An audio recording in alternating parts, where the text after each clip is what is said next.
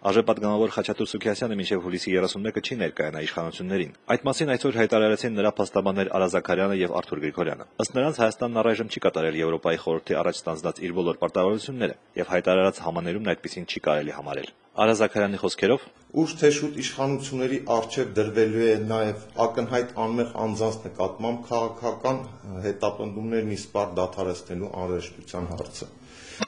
Երեք ցերեկը տեղացած կարկուտը հսկայական վնասներ է հասցրել Շիրակի մարզի գյուղատնտեսությանը։ Ոչնչացվել է Հայկաձոր եւ Բագրավան գյուղերի ցանկատարածությունների ծորենի բերքի մոտ 70%-ը։ Գնացին այս ժողովուրդը այս աղետը տեսան լացեղնելով եկան։ Հիմա մենք ուդելու հատ չենք ունենա։ Կառավարության հետ գյուղացիները աղոտ հույսեր են կապում։ Եթե իրոք մեզ մարդ են համարում, որ այստեղ կան գոյություն ունենք, ապրում ենք, թող կան մի հատ տեսնեն մեր վիճակը։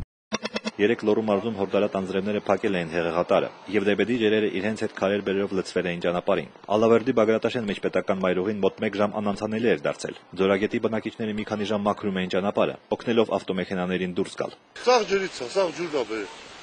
Դեսերի տակը փլվել է շուտ անեց, մինչյան ջուրը քշում, առաջ փակելա մքշ ջուրը վրա բրսալմա քշումա բերել։